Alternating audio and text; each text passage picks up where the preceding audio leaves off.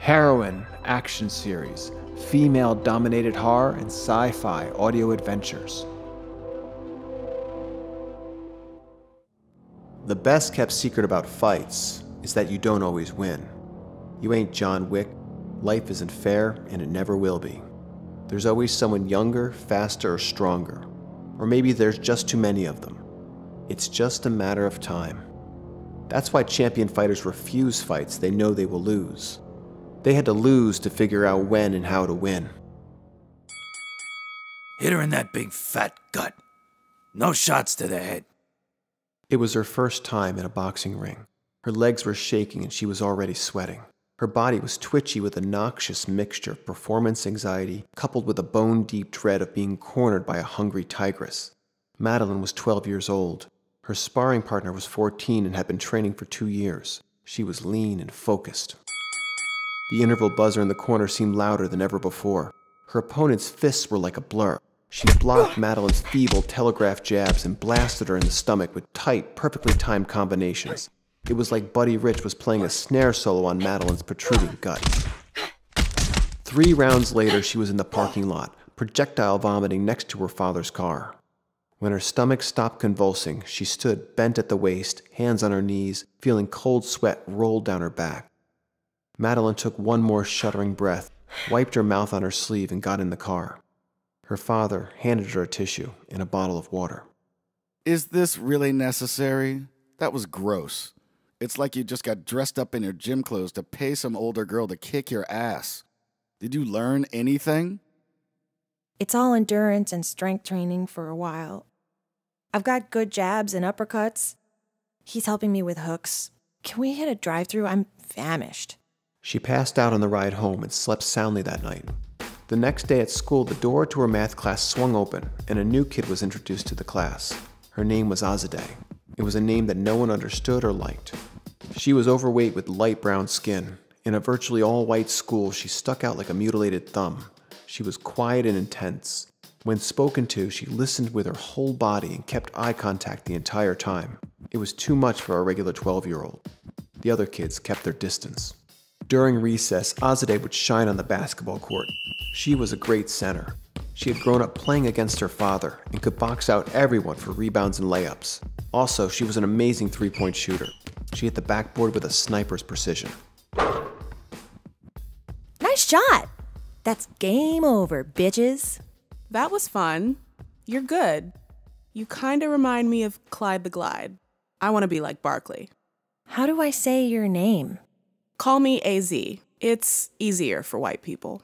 Okay, AZ. Good game. They became fast friends. They were both raised by single dads. Madeline's mother had died from a heart attack a few years earlier. Madeline had a dream the night of her death. The devil came to Madeline in a dark, blurry cloud. He had a strange, high-pitched voice. I've come to kill you. Please don't kill me. Please don't kill me.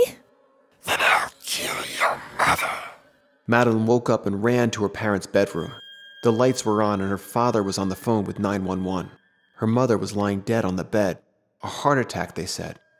Madeline never slept more than a few hours a night after that. Azadeh's mother was in a halfway house after her last manic episode. She had camped out in the garage for a few months before going to her parents' house, then straight to the hospital. The abuse and neglect that resulted had given Azadeh an eating disorder. Most families don't talk about mental illness, mostly because it's scary as fuck. Also because most people get their illness triggered by their family. Loving and raising a child is difficult. Caring for that child is harder. When you top that off with any mental illness, it becomes impossible. One time, Azadeh asked her mom what it was like when she felt an episode coming on. She told her it was like a blue light descending from heaven. Her mom said it felt like God was speaking through her. Azadeh had trouble sleeping too. She was afraid she had inherited her mother's illness. She was terrified of one day seeing that blue light descending down on her. I got it. The 2 girls were riding bikes past a few older kids playing basketball in front of their house. The basketball rolled into the street, and Azadeh rode up to grab it. She raised the ball to throw it back to the older boys. Don't you fuck up my ball, you fat fucking... In response, Azadeh turned and threw the ball over the wall, across the street from the older boys. gave them a nod, then sped off on her bicycle. Later that day, Azadeh and Madeline were riding past the same older boys playing basketball. They had collected large, smooth rocks from the yard and threw them at Azadeh. A rock hit her thigh, knocking her off her bike. The next one hit her head and had her in a daze. They didn't throw any rocks at Madeline. She started pedaling fast to escape. Then she looked back at Azadeh. She was getting pelted by stones and fell hard on the concrete. Madeline rode back into the oncoming rocks and picked up Azadeh. She got her on her bike and they rode off to safety. You saved my life. I owe you. We're going to be best friends. They became inseparable and played basketball almost every day. One day they were playing with a kid across the street. At that age, some kids sprout.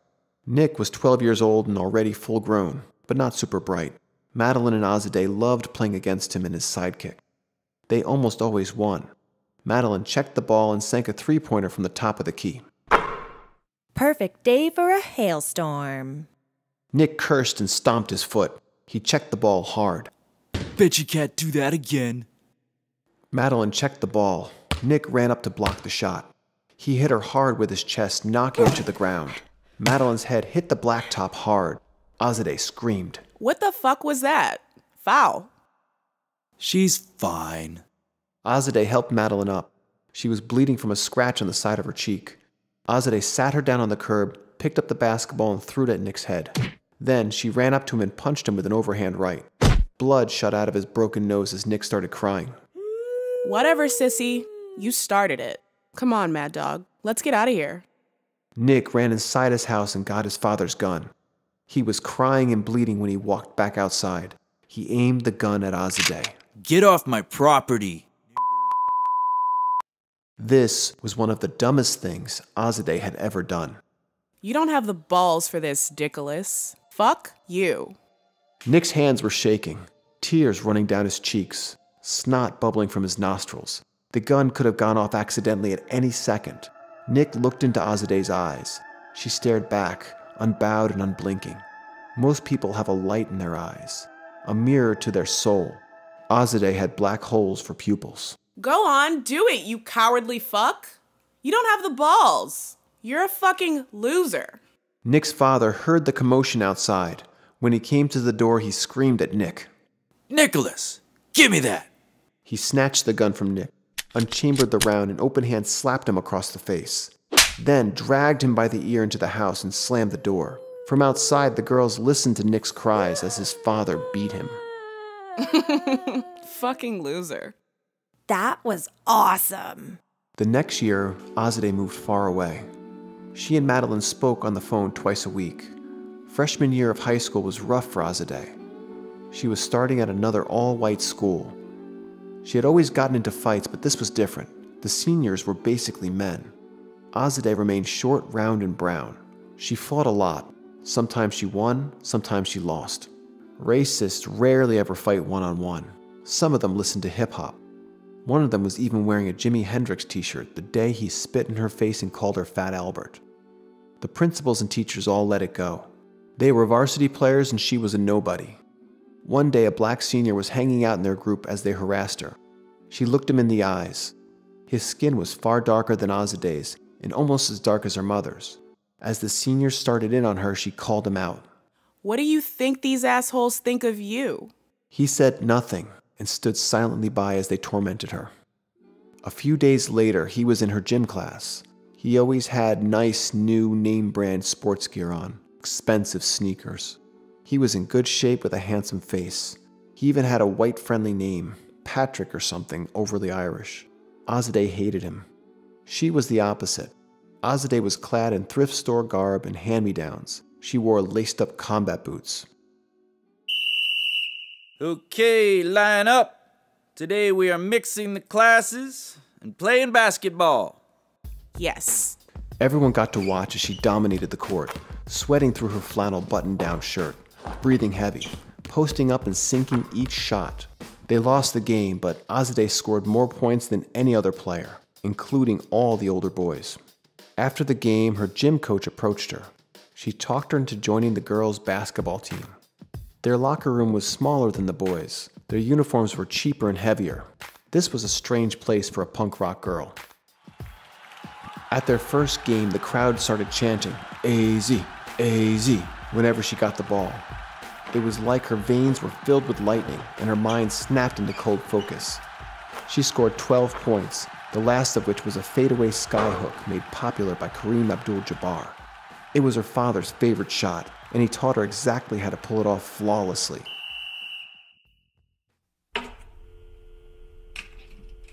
Azadeh called Madeline from a payphone outside the gym.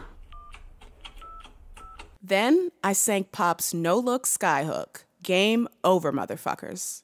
I wish you were here. We could regulate all these punks. Me too. Hey, I'm gonna go dark for a while. I've got some shit to deal with and I won't be reachable. I'll contact you ASAP. Wish me luck. I don't like it when you get all cryptic and weird like this. Okay, I love you. Call me when you can. Azadeh had moved so much in her childhood she was used to her friends moving on. A few years went by with no word from Madeline. After a game, junior year, Azadeh was driving to a diner with her boyfriend Gabe. They got pulled over by a police car. Oh, shit. Not again. The policemen approached the car with their guns drawn. Out of the car! Now! On your knees! One of the officers put his gun to the back of Gabe's head. You've been over at the Irish Harbor causing problems, boy? I'm 17 years old. I can't get into that bar. This was the third time the police had cuffed Gabe. His eyes were wet with tears, but he stared straight through the cop as he calmly and clearly answered him. This ain't the right one, Jesse. Come on, let's go. Nah, I want to have some fun first. He emptied the bullets from his gun and held one up to Gabe's face. Feeling lucky, punk? He loaded one bullet and spun the cylinder. He pulled the trigger and the gun clicked. Please stop. We didn't do anything. Suddenly the wind kicked up. A bright blue light shone down on them from the sky. Then the lights narrowed into a small beam. A blue flash shot down from above. The same blue light her mother had warned her about. Most manic episodes happen in your teens or late 20s, brought on by extreme stress. Azadeh had made it this far without one. No, not now. What the fuck is that? Wait, you can see it too? The light brightened into a flash, and a shadowy figure emerged from the beam. Yo, Z, are these guys fucking with you? In the light stood Madeline. She was wearing a dark red uniform. Her left hand had been replaced with a construct of metal and light. She looked up at the cops and smiled. The policeman opened fire. The bullets bounced off the blue force field that engulfed Madeline. She spoke into her cyborg attachment. Engage. 2 small orbs of light flew out of her arm towards the policeman. The orbs hovered over the policemen as they screamed in terror, shooting at the lights and cursing. The orbs shot a small laser through the top of the policemen's heads. Then the lights spread and evaporated them into a dark red cloud. Madeline laughed and walked through the cloud, fanning her nose. She uncuffed Azadeh and Gabe. I missed you, AZ. You look great. I see you're still getting fucked with by Nazis. Who's the stud? Azadeh was too shocked to speak. I'm her boyfriend, Gabe. Z, I didn't know you were friends with aliens. Are you an alien now? Were you always? What the fuck? Is this fucking real? Let's get out of here and I'll explain. She hit a button on her cyborg attachment and a beam of light engulfed them. It brightened into a flash and they were shooting through the night sky. Then a larger flash and they were in a small room standing on an elevated floor. Isn't that shit a rush? Okay, I feel weird. Like I'm buzzing or something? Are we on a fucking spaceship right now? Yep, this is my old jalopy. Linda. Okay, please tell me what happened. Okay, so when you left, I got really into computers, programming and such. I was on the dark web with some friends when my screen flashed phone home with a photo of E.T. Then, it flashed an hour later on my screen at home. I thought I was in the Matrix or some shit. Then a beam of light shone down from the ceiling of my bedroom. I got in and transported up to a ship. Apparently, this alien has been doing this for a while, searching for people to save. Luckily, he chose me. Wait, save from what exactly? The apocalypse, Armageddon, total ecological annihilation, Republicans, corporations, etc. The alien's name was Ukes. I just called him Easy. His species can see time as it is, not how we perceive it. He said that most humans will get what they deserve. He chose the ones of us that don't fit in here on Earth. He says we are more fun than the normies. This is crazy. I know, that's the good news. Bad news is that everyone we know is going to die. I need your help to save some important people. What people? Like Elon Musk? Definitely not. I've got tech now that's a century ahead of anything that greedy little fuck could conceptualize. We need to save the artists. The only thing that other sentient life forms in the universe value is artistic creation and expression. Books, poems, dancing, paintings, and music made before 2006 AD. Art has been devalued here on Earth, and most modern artists are talentless, uninspired, trust fund kids that want to look cool. This capitalist bullshit has either killed them all off or brainwashed them into a life of mood stabilizers and mediocrity. We are gonna change that. Madeline spoke into the air. On screen. A holographic screen appeared on the wall. On it was a list of names. Hey, it says this guy works at a gas station. Why are we saving him? Exactly. His brain scan says he has a mind like Leonardo da Vinci, but nobody ever told him to pick up a paintbrush or make a sketch in his whole life. So here he sits pumping gas while the offspring of the ruling class spend millions of dollars in art schools to produce phony, redundant trash. Their brains don't work the way his does. You can't pay for that. So a woman with a similar mind to Mary Shelley or Grace Jones would be stuck in some dead-end corporate job for the rest of their lives? Never once trying anything new to discover their true potential? Fuck that noise. We are going to do something about it. You and I are going to be like Harriet Tubman and Morpheus. Then afterwards, we're going to Andromeda. Like outside the galaxy? Yep, they love basketball. It's time to regulate. Let's go shoot the lights out on these motherfuckers. No shit. Put 'em up. The two women jumped into a high five, chanting in unison. Game over, motherfuckers.